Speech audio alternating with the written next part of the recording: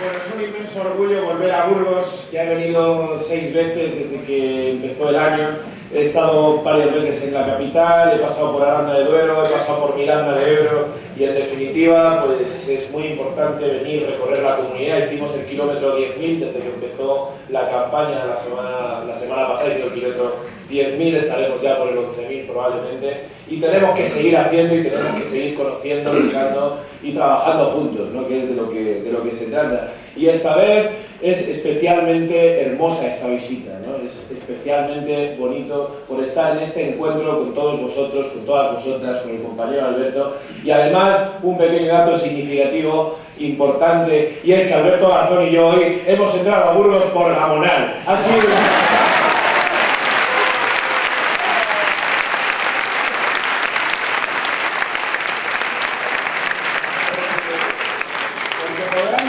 Castilla y León probablemente no sea la comunidad más progresista del país, pero también podremos decir siempre que fuimos el punto de inicio de la lucha social en su máxima expresión, cuando los vecinos de un barrio obrero histórico se levantaron con la especulación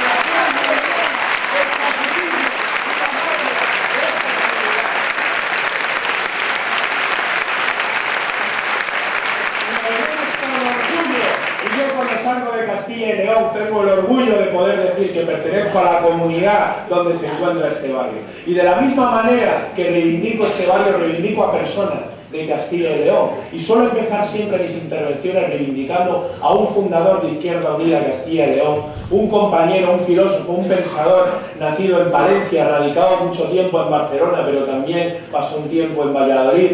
Estoy hablando del filósofo Paco Fernández Buey, compañero de nuestra organización, que nos dio tantas lecciones y que hemos aprendido tanto de él. Y concretamente un texto que yo recuerdo mucho acerca de la relación entre la política y la verdad.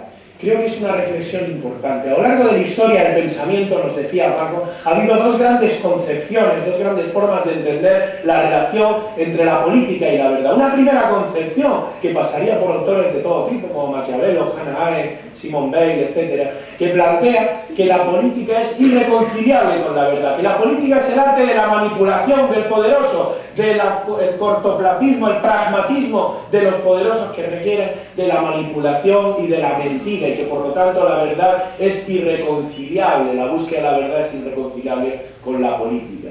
Y si nosotros encendemos la televisión hace unos años, bajo el gobierno de Rodríguez Zapatero, cuando empieza la crisis económica y Zapatero nos dice que es una ligera desaceleración y que estamos en la Champions League de la economía y que hemos superado a Italia económicamente y cuidado Francia, que estábamos cercanos también en el horizonte a superar.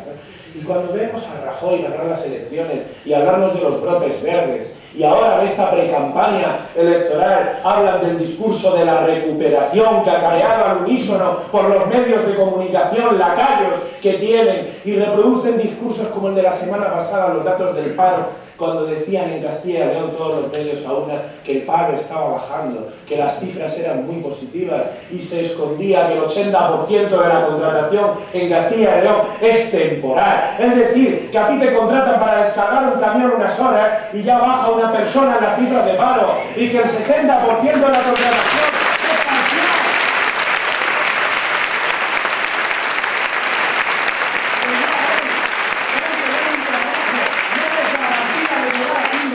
Que vuelve a haber trabajadores pobres, que vuelve a haber personas con empleos que no les da para pagar las hipotecas, los alquileres, para alimentar a sus hijos, a su familia, que estamos volviendo a la noción de trabajadores pobres, que hacía décadas que no veíamos en este país gracias a la lucha de nuestros padres, de nuestros abuelos, y que pretenden enterrar. Y entonces cuando uno ve estas posiciones políticas, cuando uno ve que se nos habla de recuperación en un país con 6 millones de desempleados y con 500 desahucios diarios y con compañeros de Castilla y León, como decía el compañero, que no tienen para pagarse la calefacción en invierno, en uno de los inviernos más duros que recordamos de los últimos años en Castilla, y en Burgos lo habéis conocido muy bien, porque aquí los inviernos son duros, y personas que después de trabajar toda su vida no tienen para pagarle más que 2 o 3 horas de calefacción a la semana a su familia.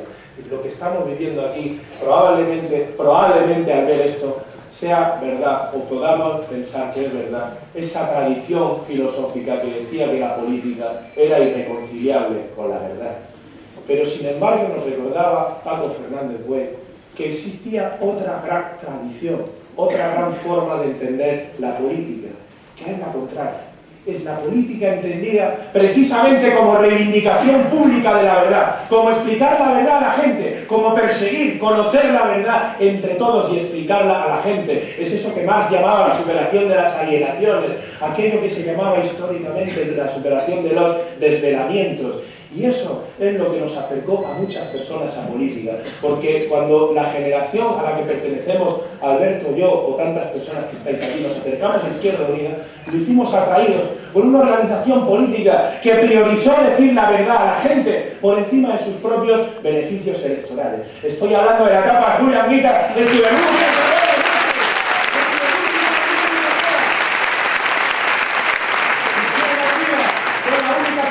Política que condenó el Tratado de Maastricht porque sabía que el euro no unificaba Europa, era una unión falsa, la dividía, la mentira,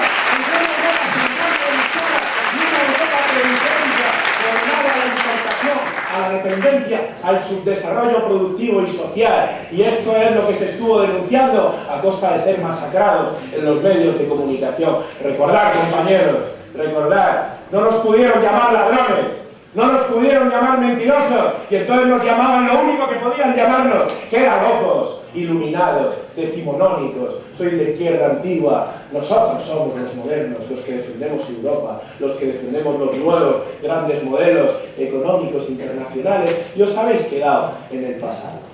Y ya quisiera yo, ojalá hubiera sido cierto, porque yo sería un iluminado, el compañero Alberto y tantos compañeros, pero no tendríamos que ver a 500 desahucios diarios en nuestro país y 6 millones de desempleados, y no tendríamos que ver la situación de desesperación social que se está viviendo, y muchos de ellos compañeros simpatizantes y militantes de nuestra organización. Ojalá hubiéramos estado equivocados, pero lamentablemente no lo estábamos. Llevábamos la razón, y no porque fuéramos más inteligentes que los demás partidos, no porque tuviéramos mejores científicos, mejores economistas, aunque teníamos buenos científicos y buenos economistas, sino principalmente porque éramos libres, porque no le debíamos nada a ningún grupo de capital, no le debíamos nada a la banca, ni a los grandes medios de comunicación, no teníamos sobres que pagaran nuestras campañas, ni maletines, nos debíamos única y exclusivamente a nuestra militancia, a nuestra gente, a nuestros simpatizantes. Por eso hacemos también la elección de las candidaturas como la que hoy nos acompaña, y también en los procesos municipales, siempre a través de primarias abiertas, porque no tenemos miedo a la gente, no tenemos miedo al pueblo. Hay otros partidos que sí lo tienen, que no se atreven a acercarse a la ciudadanía, que tienen miedo de conocer la opinión,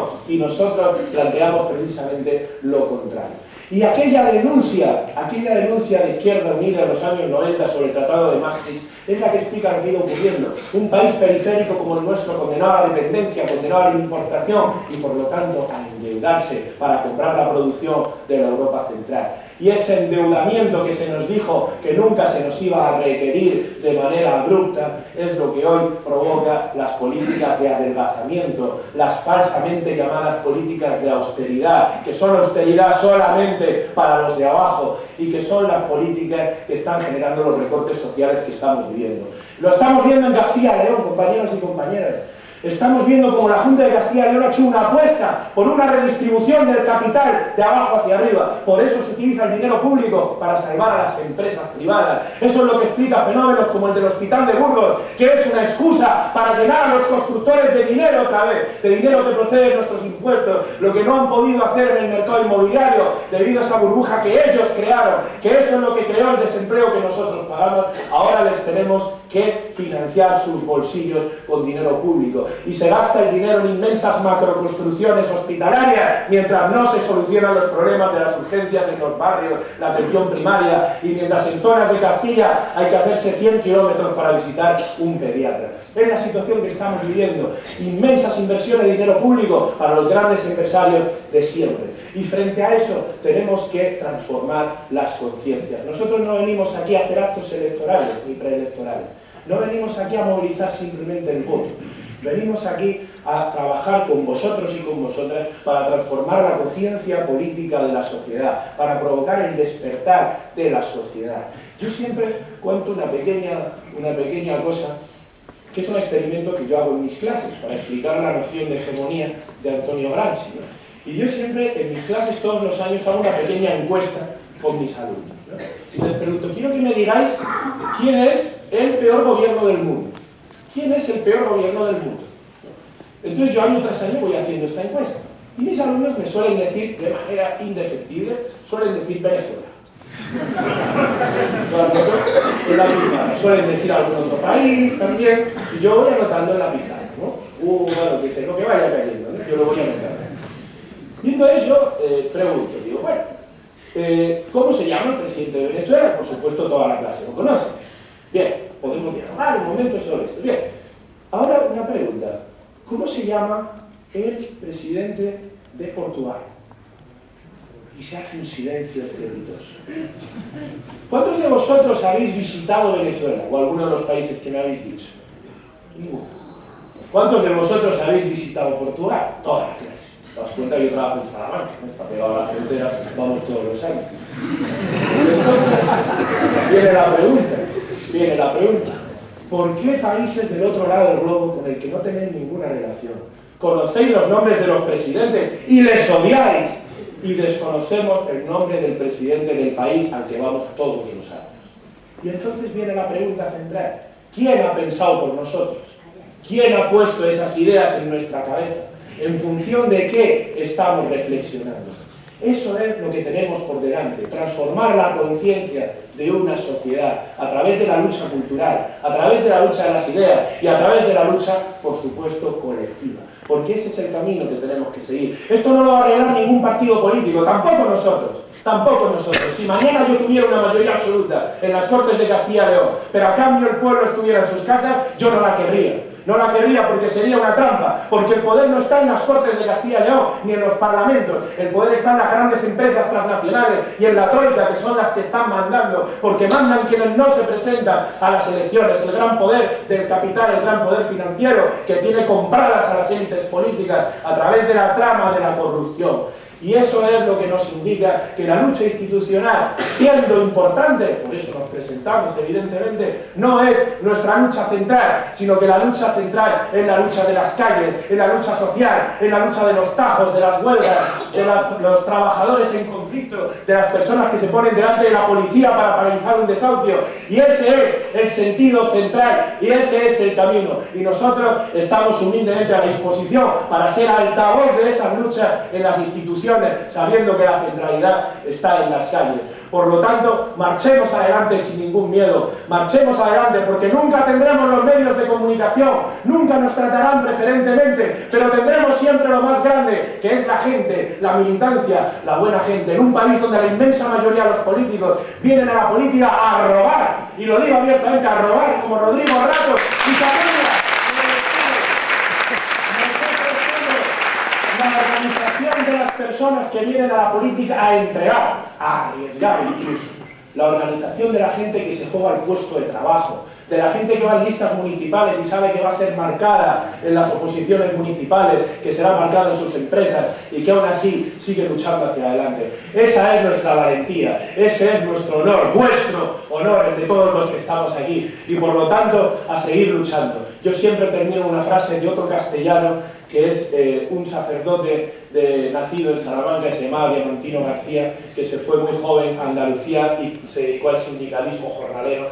Y este cura obrero decía que las causas por las que luchamos son difíciles, y ciertamente lo son, pero no son imposibles, porque son tan justas que algún día las ganaremos. Y yo estoy seguro de que nos vamos a acercar cada vez más, porque nunca habíamos visto un despertar tan claro en nuestra comunidad. Nunca habíamos visto que el bipartidismo se hubiera destapado la careta con tanta claridad. Nunca habíamos visto que las personas denunciaran el neoliberalismo y vieran sus efectos con la claridad que estamos hoy viviendo. Y por tanto, compañeros, adelante, porque solo lo podemos hacer todos juntos, marchando adelante con nuestra conciencia crítica y sin tener ningún miedo, sin arrugarnos, sin perder los principios y marchando unidos juntos. Muchas gracias.